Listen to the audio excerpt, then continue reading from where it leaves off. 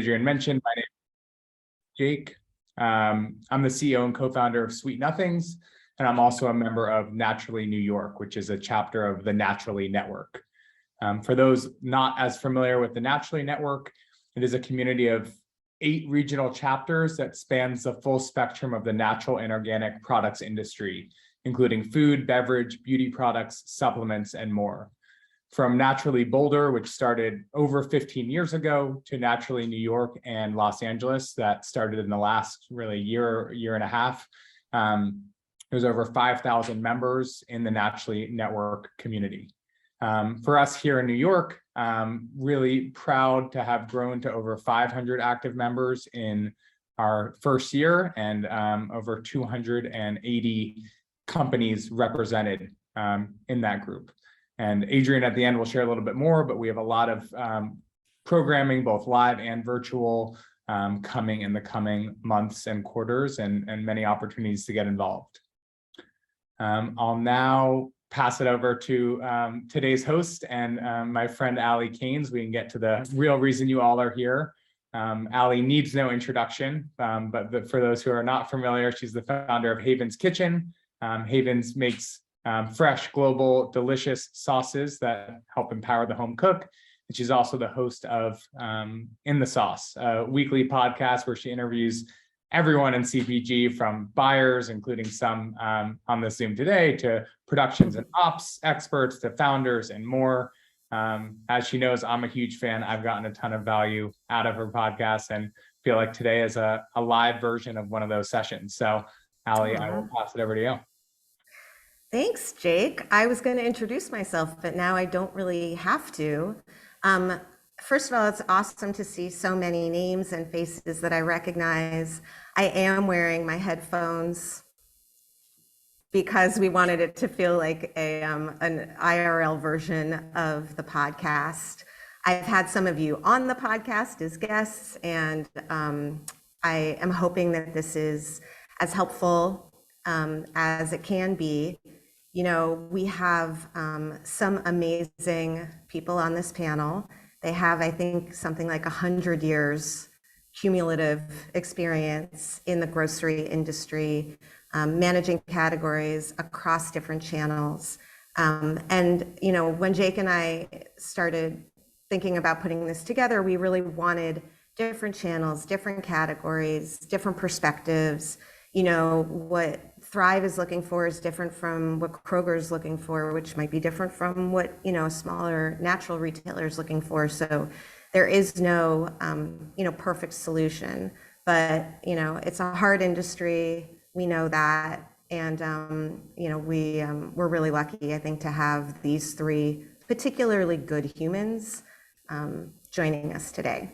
So one little note is we did send around a doc asking for your questions. We do have a lot of people here, and just managing the chat with the Q&A at the end might be a little hard. So I did my best to incorporate at least some version of the questions that y'all put in there into the questions today. But if you don't hear your question asked, it's not because, you know, I purposely ignored it. I may have, but that's not necessarily why. We don't want to put anyone on the spot. So without further ado, let's let our panelists introduce themselves. Heather, we're going to start with you. Thank you. So glad to be here. Thank you again for having me. So I'll start. My name is Heather Brand. I live in South Florida, and I'm the frozen foods category manager for Thrive Market. I launched the category almost a year and a half ago, shortly after I joined the team, the wonderful food team. Prior to that, I was a grocery buyer for Whole Foods Market, Florida, for 4.5 years, where I sourced local product. I planned and secured our promotions and purchased all center store product for our 30+ Florida stores. Prior to that, I was with Vitacost.com, where I then transitioned to Kroger e-commerce and worked on their ship to home and click list team. And so, yeah, and then before that, it was fashion. So a little different than natural and organic, but still a fun retail experience under my belt for the last 10+ years. All right, awesome. Well, there you go. Drop the mic. Let's move over to Holly. Tell us about you. Good afternoon, everyone, and Allie and Jake. I just want to thank you for inviting me. As you said, it's been a pleasure knowing you and the journey we've had together. And I recognize a lot of names and people on this call, so it's exciting to be here. So thank you.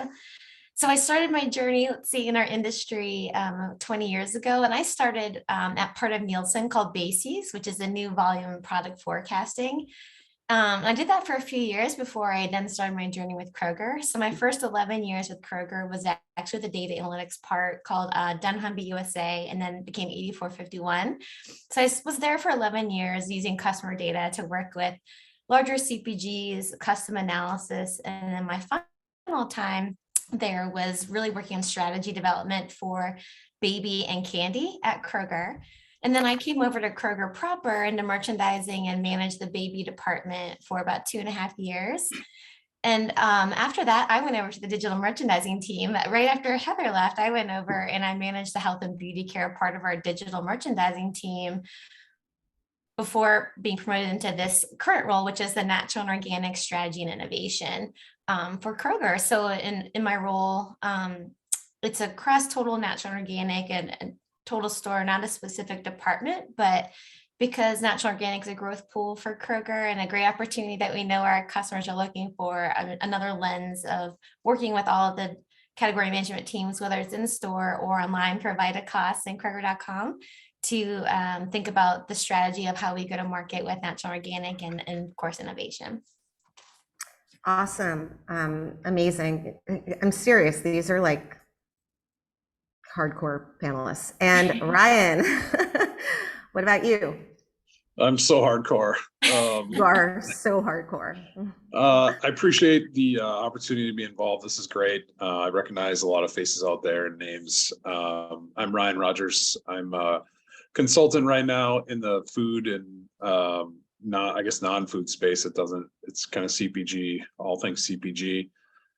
Prior to that, I was at FDM Sales, which kind of focuses on emerging brands, mostly in food. I spent about 8-9 months there. Prior to that, and the big reason I'm on this panel is I spent 18 years at Target, 2 of those in the stores, and the rest, it was all corporate. It was all food. A dozen of those in produce, where I did sourcing and supply chain and buying, and kind of learned the ins and outs of a lot of this business. So yeah, almost the entirety of my career was spent at Target. It was awesome. So happy to be here to talk more about it. Amazing. So we're going to get into nitty gritty, but I just want to sort of set the tone a little bit because, I think one of the things that we all agree on, whatever side of the table we're on, is that this is a challenging business.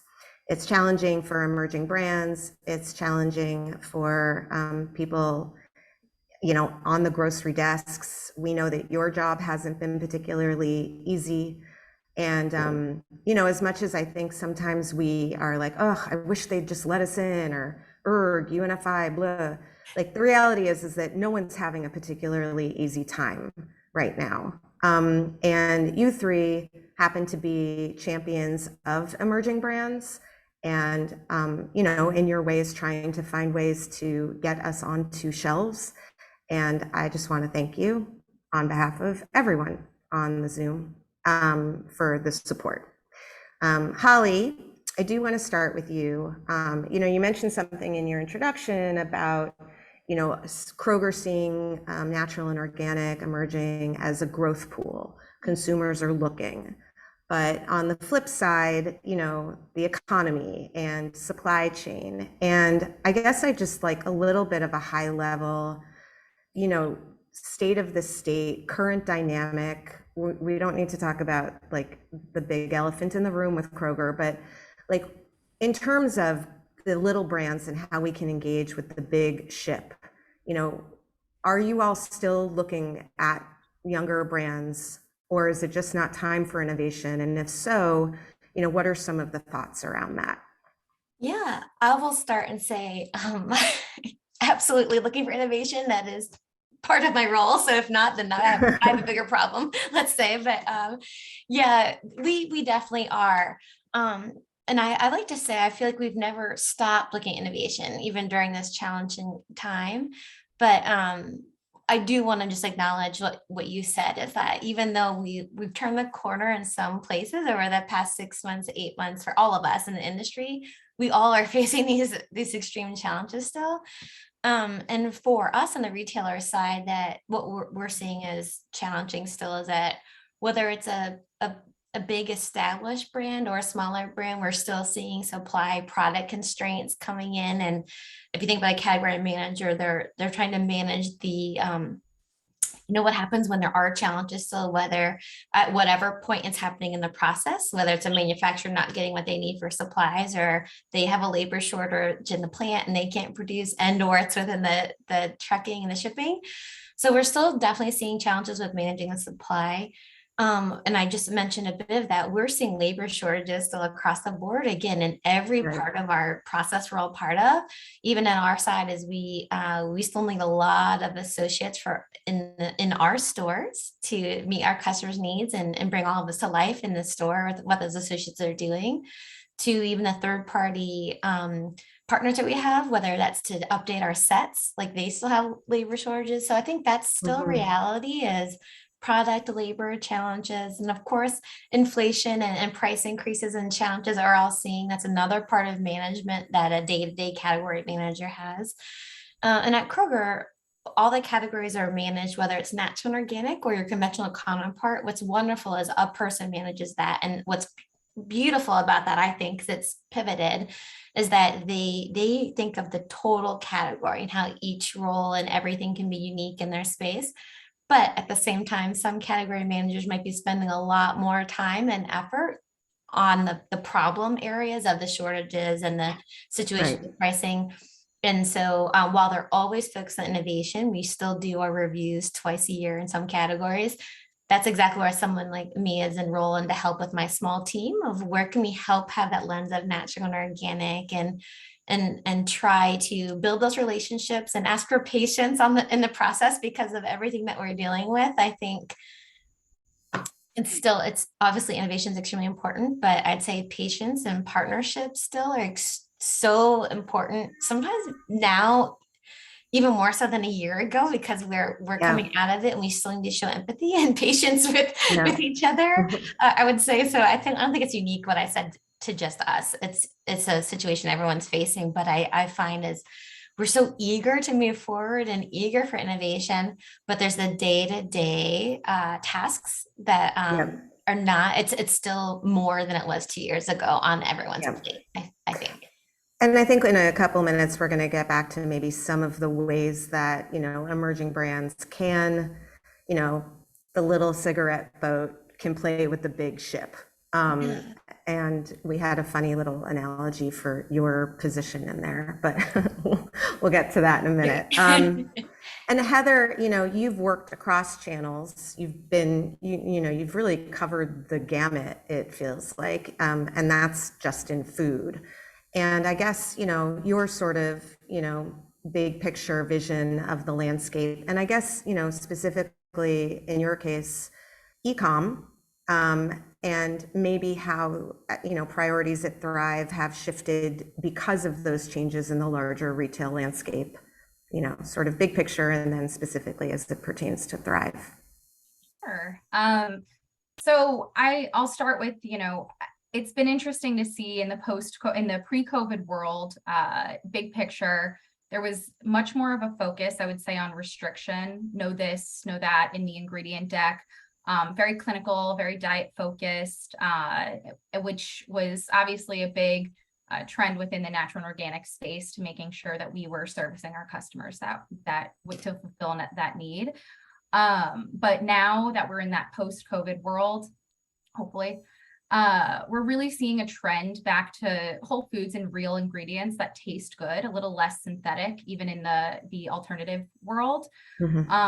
People are becoming more flexitarian in their diets. So we're actively trying to reflect our assortment to reflect that.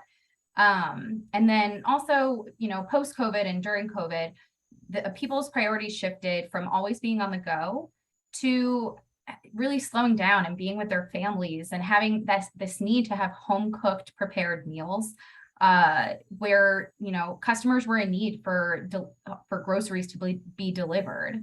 You know, we were all stuck at home or didn't feel comfortable going out. So grocery delivery and, you know, ship to home models really became the forefront of the COVID experience for all of us. And I think that's where, you know, our Thrive members really embraced our assortment for what we had, and it really opened the door for expanding categories and expanding product lines. And really that's where, you know, it worked out for me, because that's where the frozen category, I think, got its start. And I mean, we saw frozen take off in grocery as a whole, even when I was with Whole Foods during the COVID pandemic, because people really needed those meals, that, you know, to service their families.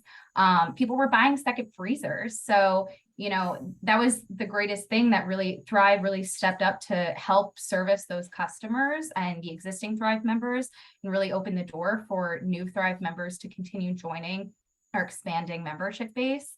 And it's been so exciting to see, just, you know, starting a category from the ground up. Additionally, along with that, I would say, you know, we've had to become more selective in reviewing and adding product because of this expanding product line. We're focusing more on the data behind it, on the financials, and less on just feeling, to ensure that we're really optimizing our assortment and listening to our customers' needs, and reflecting that, you know, monthly when we're doing category reviews and launching these new products and brands on our site. Yeah, and I want to follow up with that before we move over to Ryan, because you said something in our little pre-call that I thought maybe people don't necessarily think of when they think of a Thrive Market or an econ, because it's kind of digital, I guess, and like it doesn't feel like there would be the space restrictions because it's not a grocery store with a shelf. But you know, I mean, it doesn't take a huge stretch of the imagination to get to, but there is a distribution center and there is still physical space, and there are Absolutely. still people taking things off shelves and putting things in boxes. So while it doesn't feel as constrained, you know, I guess, if you're on the outside of it, you can't have endless items. I mean, Exactly. there really is still a slot, you know. Absolutely. And yeah. We still have our facilities to account for. We still have our labor to account for. And, you know, there is such a thing as too much product. You don't want to overwhelm the customer. It's still a site where a customer is scrolling through and doing their shop online. So there isn't that same presence of mind where you're walking around with a shopping cart. Right. So to understand that we really need to be selective in our assortment and really tailor it to our customer, and follow their dollar, and really trust that they're telling us what they want. So we've really been developing. Oh, I mean, that's a a good question. Can you share maybe some things that they want with some of our folks, because they might have products that match things that they want? Many of which we do carry, thankfully. But I mean, we're really, I would say the frozen meals and appetizers category has been constantly growing, plant-based meat alternatives, but also prepared meat and seafood. I mean, this is just in the frozen category, which is obviously my expertise, but Right. I mean, these categories are growing exponentially year over year. It's so exciting to see. The beverage category, you know, sparkling water and flavored drinks are, you know, still driving that, you know, insane business. So I love to see it, and I'm excited to hear from some of these vendors going forward. Awesome. I think you will. My guess is. I'm sure. And Ryan, you know, I had 17 years. It was 18 years. I love talking to you because, you know, you were the scary guy that I went to go, you know, present to and cook for. And now you've been on the other side of that and, you know, sort of seen the whole ecosystem. And I guess, you know, just as the person who's really been on both sides, are there any shifts that you've seen in the last couple of years, any big takeaways that you've seen that can, you know, that you're sort of, as you are consulting these brands, just making sure that they know and that they're keeping in mind, you know, as we're all trying to figure out how to build out our retail distribution? Yeah, I think some of that like plant-based related. I think plant-based, I've been heavily involved in that for a few years. I think there's some unique things going on there where some stuff might be, plateauing for the time being as like retailers really try to catch up with each other. And it's like, okay, I need plant-based this and I need plant-based that. And now they kind of want to like let their sets kind of breathe a little bit. So it's like, it sounds like we're getting a no, which is, from a lot of retailers, or I'm going to wait, or those kinds of things. Like I've seen a little bit more of that as retailers want to just kind of let those things play out a little bit and see kind of how the cream rises to the top, Right. if you will. Or the plant-based cream. Yeah, exactly. The pea protein cream. The dairy-free cream, if you will. And I think with Target too, specifically, there's a bunch of different things going on. I think with the pandemic, the basics sold a lot. Target tried to get back to a lot of basics. They did that. There's still, challenges with a lot of those. And I think the biggest thing, the ripple effect there had, is it filled up a lot of distribution centers, and those distribution centers have been pretty full. And now there's a lot of like a lot more slotting challenges. There's even trickling down to like .com, like there's less room to hold .com items now and things like that, where you might get a test in the past with some in the .com space. So I think some of that you'll see challenges for 6 to 9 more months. And it feels like a little bit of a shift in kind of the pendulum back to like, okay, like we've cut back for a few years, we've let things shake out. Now let's kind of get back into some more of the innovation. So I don't know that that's, a quote unquote strategy. From your lips to God's ears. It definitely feels like buyers are, listening to things a little bit more than they have been, because it's really just been kind of blocking and tackling for 2 years. Yeah. And, I think a lot of us understand that. In terms of specific best practices, obviously my job here is to help get some best practices into the conversation, and ways that we can make our brand stand out, and ways that we can not harass and annoy you, as the buyers. And so Heather, let's talk about green flags, not red flags, things that you like to see in presentations, formats. I saw some LinkedIn post, I'm trying to get every deck down to as few pages as possible, but, we want to introduce the brand, and we want to talk about the products, and we want to say why we're sustainable, and we want to say what we're and the problem and the solution. And, formats that you like, things that really pop when they come across your desk. Sure. So I would say, basic in terms of format, PowerPoint, something simple and concise, that's easy to scroll through on my own time, but then also easy for the vendor to share on their screen. I always like when they can share, so while they talk me through it. It just helps to keep me engaged and to learn more about their product. Also, to have it customized to the retailer that you're presenting to. Every retailer is looking for different things, so ensure your presentation is catered to that. Thrive is looking for something different than Target and Wegmans and Sprouts. So really understanding that, sometimes you're not appealing to the retailer if you're speaking to them like a Kroger when it's a much smaller retailer. Also, going off of that, specific to Thrive, we don't necessarily like to see that a brand is carried in every retailer across the board. It's a little unique to us, but we like to source those unique brands and products along with some of the more mass market natural organic brands that we do carry. But we love to work with some of those smaller brands and be their intro into the retail space. It helps them to understand how to work with distribution, how to broaden their network, and then better service some of those bigger retail partners down the road. Of course, I'd love to keep them under my umbrella, but I do understand this is, CPG, and also there's so much of us to share the wealth in this space. But I love working with the smaller brands. That's a passion of mine that I've had since before I was with Thrive, when I was also with Whole Foods, and watching them grow and expand into other markets is something that I always pride myself in. And are there on the, I know that, you like them sort of small and emerging, but are there any sort of thresholds that you want them to be past that we should say, like, we've crossed these thresholds. We have this type of distribution. We can do X, Y, Z, like anything you want the brands to sort of let you know that they can play in your sandbox a little bit? I do think understanding how to work with distribution. There's a lot of times where I will do the introduction to our distribution partners, or a UNFI, for example, so that they can kind of get the lay of the land from them and the specifics.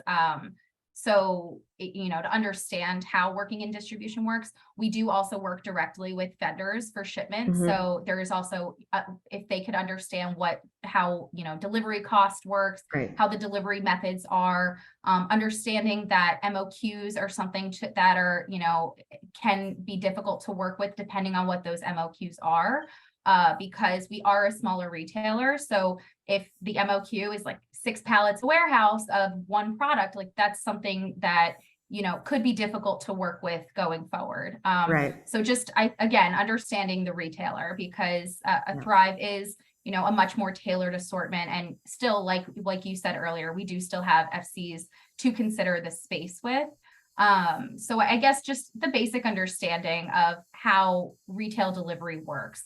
Right. And then just also understanding, if it's an e-commerce model, that your packaging should be able to withstand that. So Right. it's very different than sitting on a shelf when you're shipping it to a customer. So I think that's kind of the Yeah. basic understanding that I would hope for and expect. And a lot of this, it's so funny, most of the grocers and the retailers tell us a lot of this information on their websites or their annual reports. And it is funny how I've met a lot of people that don't read that stuff. That's like desk research. You don't, and I think there are a lot of resources now for founders and operators at emerging brands. And, most of us are really forthcoming with that information. So, ask around, because I think it just is a level of like, I mean, you wouldn't put the Sprouts logo on the Kroger deck, but, if you're, hopefully. And Holly, It happens, yeah. I'm sure I've done something like that. So Holly, you're in this like unique position. I always talk about, I don't know where I got this analogy. Someone will probably put in the chat, but there's like, I picture this like massive cargo ship and then this like kayak, and we're the kayak and Kroger's the cargo ship, and you are one arm holding on to like the kayak and one arm trying to hold on to the cargo ship, and like we're hoping that you aren't basically, end up in the water. I don't know if we like that analogy, but love it. how. Thanks, Ryan. I do feel like I'm drowning most days, so I like, yeah, it might be that's upside basically- down sometimes. this is Yeah, the common feeling I think of all 200 people Yes, on exactly. Zoom. But how can we help you help us?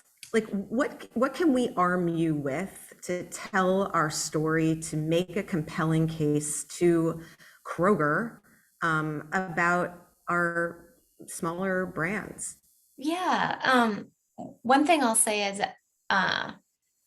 we're Kroger, but we also could be smaller in that footprint, right? So that's something to keep in mind. You don't need to come to us and say, I'm ready to be in every single one of your stores, including Harris Teeter, Fred Meyer, everywhere.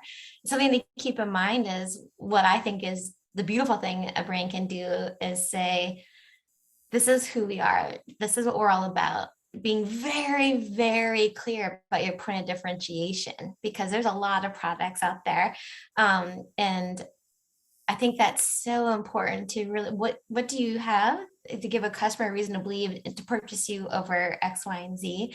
And I'll just use an example of, and I'll say that as a whole, but then but we also know our target market is X, and perhaps we start in the West Coast at Rouse or Fred Meyer, and we build our story, build our brand. So I just wanted to say that there's Kroger, but you can also think about a smaller, as Right. Heather mentioned earlier, she was part of Vitacost and Kroger.com, and Vitacost still exists. So a lot of what she said, really, the Thrive is still not to use this word, but Vitacost is thriving too in that environment where we have this footprint that focuses on natural and organic, non-refrigerated and frozen.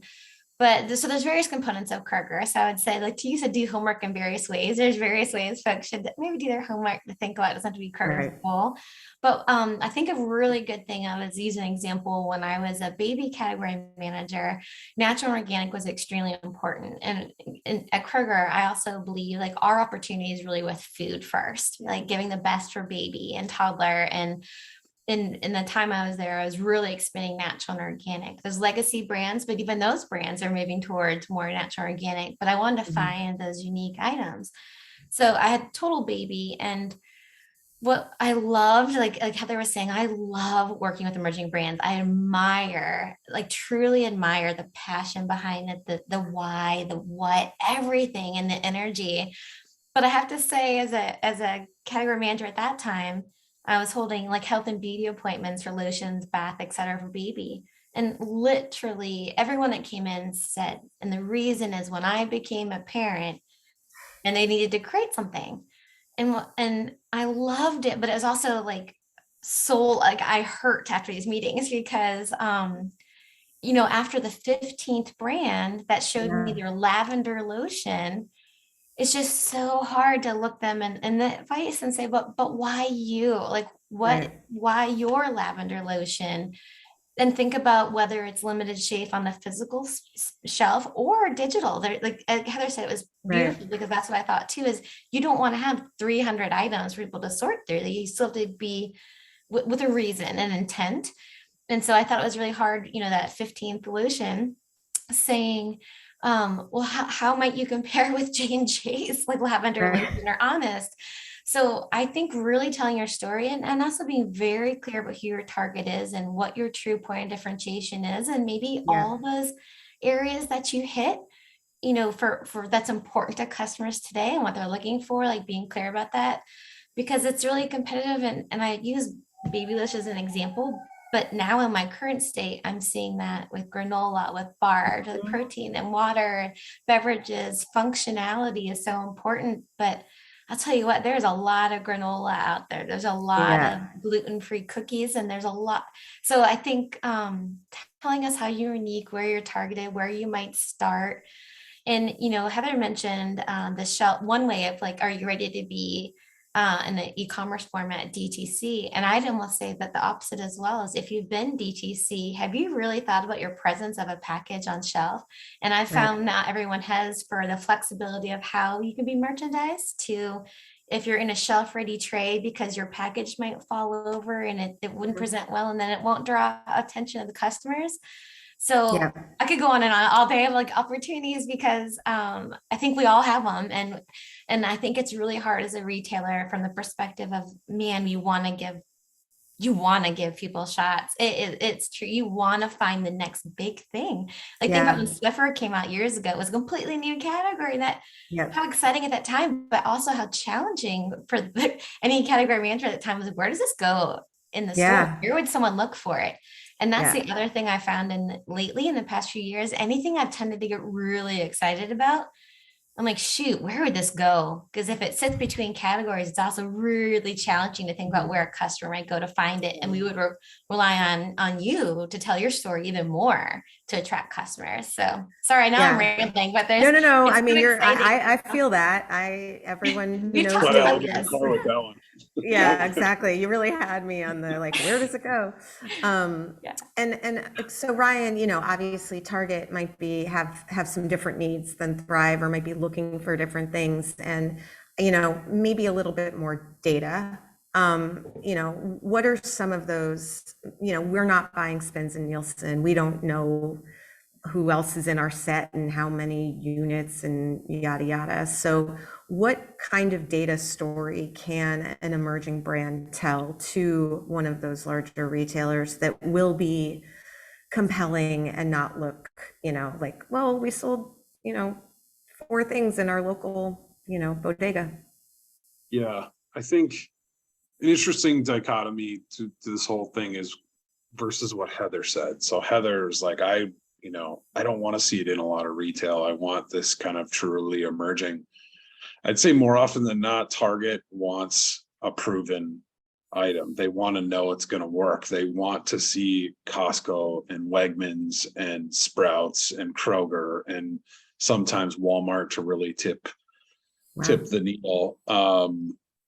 Not always, but some buyers will take chances and things like that. So I think if you don't have the data, which I know, a lot of people on this call, are trying to get creative, I think understand the set. Like, and to Holly's point of like, where do you live? There's a lot of brands that are still trying to find that, or maybe blur the lines, or in some gray areas in between a couple different categories. So be specific with the retailer. It was like, we think we would want to live here and we are going to succeed best here. And here's who we think is our, competitor, and you carry that competitor, and we beat that competitor at XYZ, or retailer A, by X percent, or this units per store per week versus our units per store per week, or in Canada, or whatever, we beat that, or whatever your kind of story is of where you're coming from and where you're going to.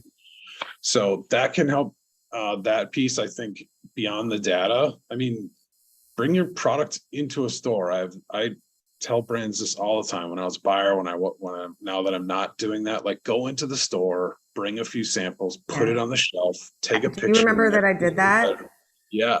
I had And someone really, like looking out, and I like moved things, and I put all of our SKUs. I think I put like 18 facings or something. No, I didn't, but I was like, but it gives you credibility with the retailer. Like, we've taken the time to understand like how we fit and what our retailers going to be and who we're going to live next to and why we should be in that space, and why that space might be a white space to be into, and or those kinds of things. So I think there's ways around it. If you don't have the true data store, you just got to get creative. Yeah, no, and I think your point about figuring out who you're next to, figuring out honestly, like, why you're better than them. I mean, at the end of the day, these are slots. Your slot has to perform better than the slot next to you. And I think a lot of us don't want to build ourselves up by like, throwing any other product under the bus. But, there are some very old school products that have more facings than they necessarily need. And we can go after them. They can handle it. Holly, you look like you want to say something. Yeah, I was like, do I have to raise my hand? No, I just can tell by I'm your, used to seeing. yeah. Sorry. I was going to say, one of the things you just mentioned, like, that we all talked about, is it's great to know where you should sit, a suggestion, but I'd say be very open, because if you're patient with the retailer, one person might say no, and then someone else on their department /set might say yes. And I think being open, like always being clear about, I believe it do better X, Y, and Z. But if you're willing to give it a shot in another location, because I've had people very open, they don't have an idea, they just leave it open, and I'd like to at least have their input. But I think there's also been people that said, I only want to be here. And it's like, well, then I'm sorry that's not this opportunity I can give you now. So it's really great to be open for trial as well. And speaking of being open for trial, I know Kroger especially, and I think Target to some extent, but I think this idea of like tests, let's test it in, these banners or in these 30 stores or whatever it is, even, at another large retailer on the West Coast that I shall not name, I guess, they like, sometimes, like for us, for example, they're like, if we had an 8-foot refrigerated set in every store, yeah, but we have it in 90 stores. So we're going to try those 90 stores and see how it goes. And I think some of the brands are kind of reluctant in a way to do tests, because we feel almost, and I know you don't mean it this way, but almost like it sets us up for failure a little bit.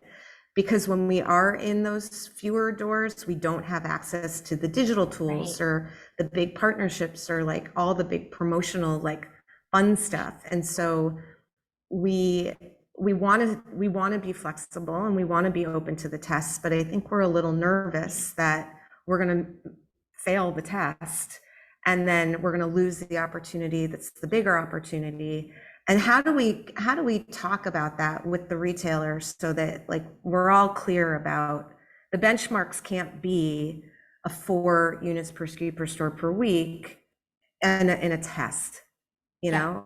So how do we have that conversation in a respectful way, I guess?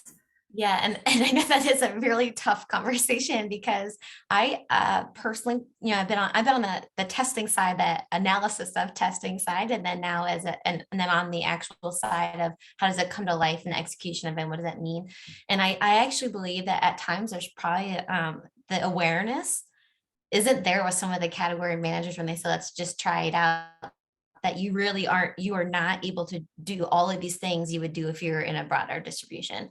So a personal recommendation is to have a very transparent and a true partnership type conversation of what does success look like in this test, and can I do think it would be heavy lifting on the brand side to give a reco of based on not doing X, Y, and Z, meaning, would this be a reasonable unit per store per week? Would this be a reasonable expectation to help edge the conversation forward?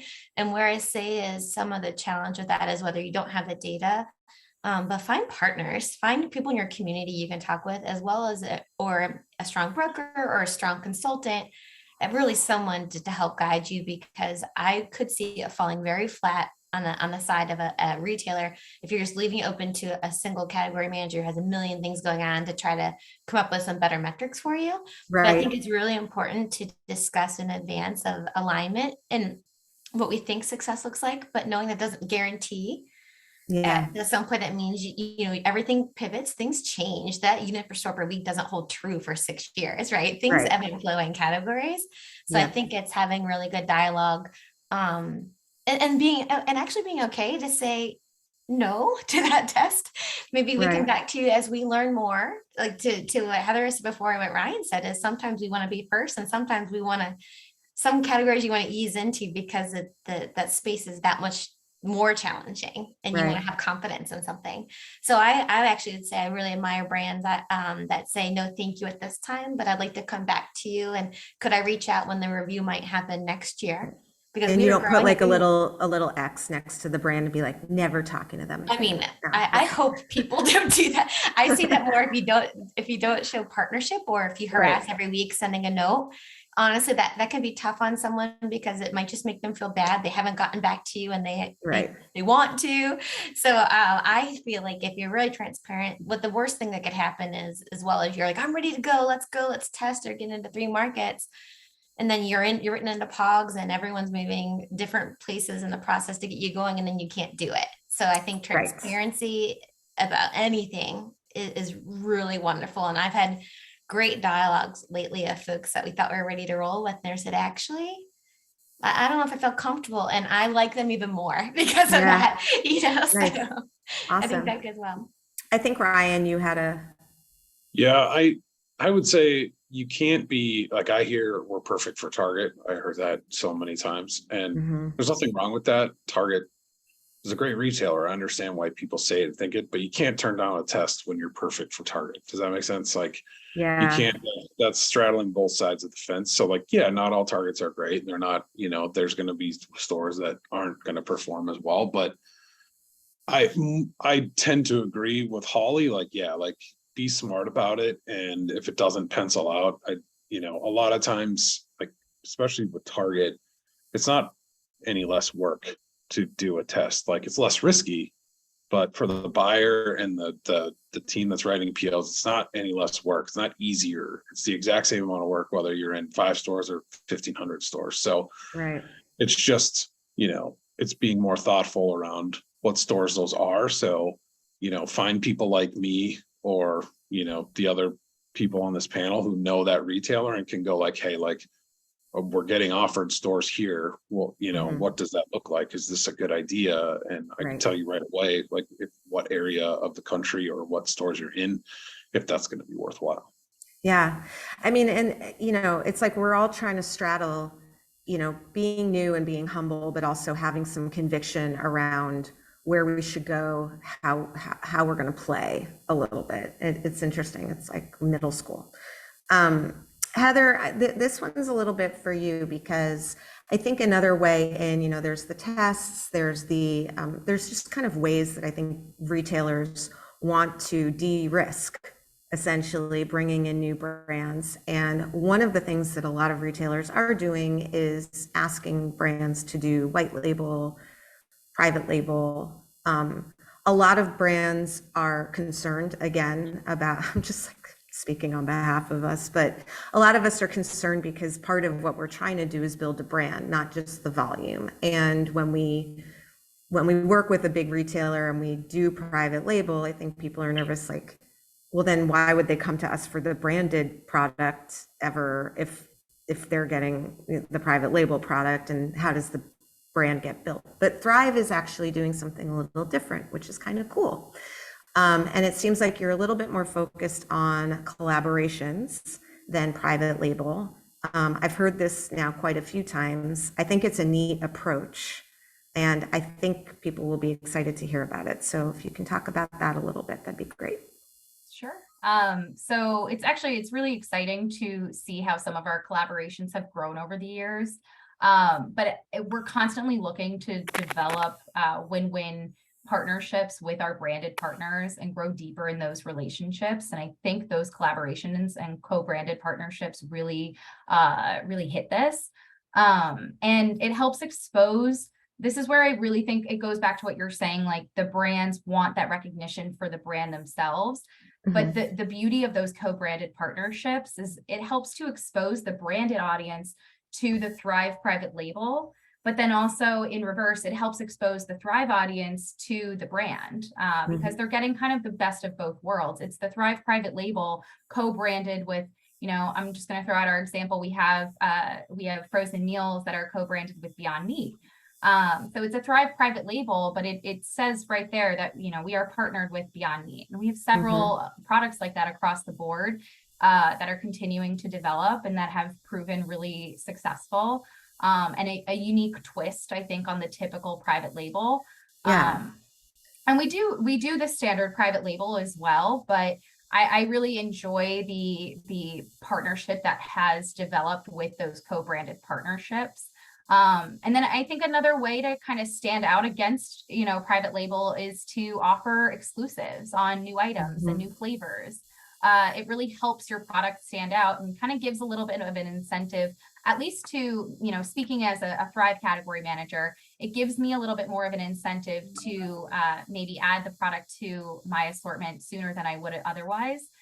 Because maybe, like I said earlier, having those new brands or new products before the rest of market has them, that really sets us apart and really helps to show our customer why it's exciting to keep checking back on our site and continue doing your grocery shop with us. I mean, Heather, on that note too, I think a lot of food businesses, I can really only speak to today. I mean, we're building businesses, but we are also really trying to build brand, and we're trying to get eyeballs, and part of our case to you guys is we're bringing people to you because they're looking for us. We have this many monthly impressions, and that's why we're all so crazy about content. It's not just, it's like, we need people out there to be looking for us. And then when they see us on your site or they see us on your shelf, then we need to seal the deal with whatever it's going to get to pull. And I guess, how important is that? Brands think it's really important, but how important is our digital presence or digital awareness or the sort of the zeitgeisty vibe about the brand? Does it matter as much as we think it does? I think it can only help a brand's presence when there is such a following, not necessarily on social media, but I think that's a big factor. Also the brand's willingness to, participate in marketing campaigns, if they're part of, even the brick and mortar retailers do digital marketing campaigns. They have apps, they have so many vehicles now where there's so many ways to market that brand, emails and ways to really address their audience, to show them those new products that they have in store, line extensions, new brands, just brand features, or just big sale promotions where those brands can have a big footprint. So there's so many ways I think to be involved in the digital footprint, not just on social media, even though that is obviously a big factor in our lives today. But just brick and mortar as a whole, retail as a whole, brick and mortar and digital, there's such a digital need and a space for it right now, just because look at us. I mean, we're on Zoom right now for this panel, and it's just, it's a post-COVID world that we're all kind of doing our lives in a hybrid manner. So I think that absolutely translates to the grocery market. Adam, that one was for you, sir. Holly, just also, checking with you, like when you're talking, when you're like, hey, I'm sort of ushering this natural organic brand, are you like, and look, they have blah, blah, blah on blah, blah, blah. Like, it's important. Those exact words. I was kidding. Yeah. I didn't want to mention one channel in particular, but. No, you're right. I do think it's important because I think we want to have confidence that you're building your brand and you're attracting customers versus just what you do in the store with us. So we want you to engage with us. And what Heather said was so true and spot on. And I think maybe Ryan wanted to comment. I was looking at body language, but it's so true that you have to engage at 360, like in every way that you can. And so I know that we want to have confidence that you're thinking of those plans as well. I personally stalk a lot of brands on, like LinkedIn has been amazing of people shouting, for me as a retailer, like they're now entering this region or this retailer. Like I love learning, and what's so wonderful that's one of the components I use. That's not attracting customers. Maybe that's more so in our space. But it's all blurry now. Yeah, LinkedIn with this, everything that we're mentioning is that I use that in time to tell my story internally of this has been on my radar. I really want to give it a shot in this region. And like, I'm going to compliment your work, category manager, with this because I just believe in it for X, Y, and Z and what I've seen. Yeah. But everything is so important that, because pickup and delivery is a huge part of our business that continues to grow. Like I mentioned, that digital space is so relevant and important. For us, it's not just about brick and mortar.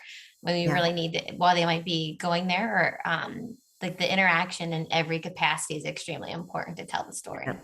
Yeah, no, that's really helpful. Okay, I have one more brass tacks question and then a kind of like final thought. And then I'm going to hand it back over to Adrien because I want to be conscious of time.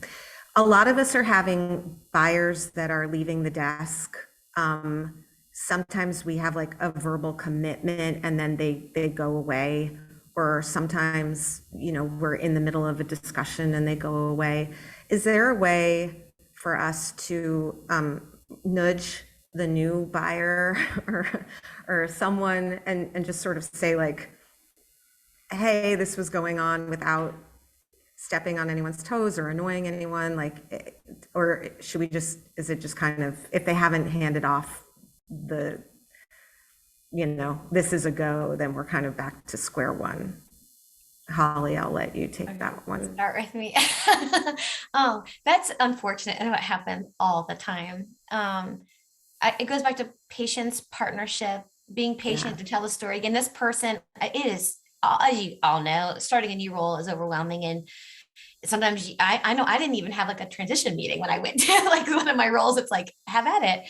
So I think being patient and, if you build relationships, maybe the assistant category, it's not just about the category manager. I would say there's assistant category managers that actually run the show of assortment, right? There's a team. So I would just say kind, patience, tell the story, save emails, that kind of shows the journey you're on. I think is extremely important, but, be prepared to tell your story again, but maybe at that point you have more success or more information that you've learned on the journey to start with, right?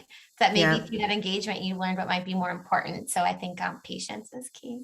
Okay. I'm going to take that as your one piece of sage advice. That one word that you would offer up to everyone would be patience. Unfortunately. Thank you. It's totally fine. And Heather, what would your one word be, or your one little, twinkle of advice?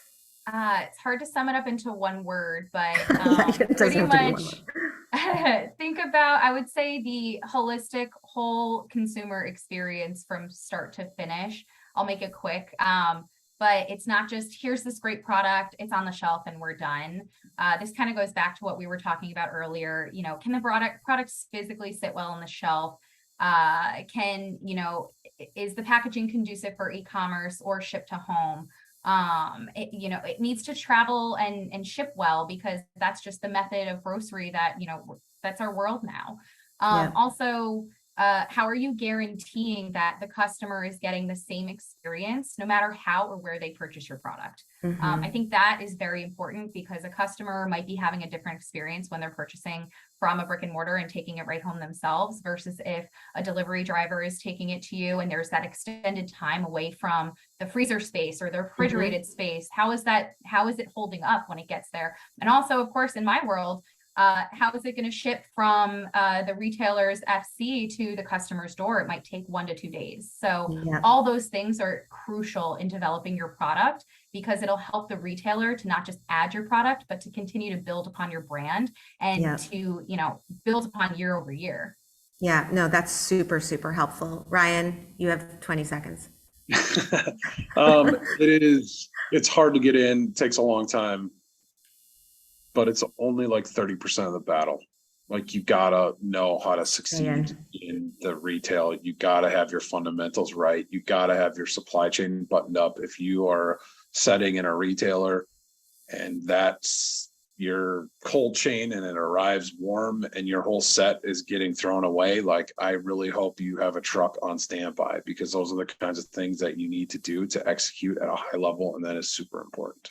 Yeah, no, that's super helpful. We didn't even talk about like the back end. All right, I cannot thank the three of you enough. This was super helpful. You're all awesome. And I want to thank everyone for joining today. I know, Ryan, you are available to talk to. I'm not sure that Holly's cell phone is going to be available for everybody just yet, but really, thank you so much for being here. And we are going to do a follow-up. We're going to do more of these, because I think, they're very helpful.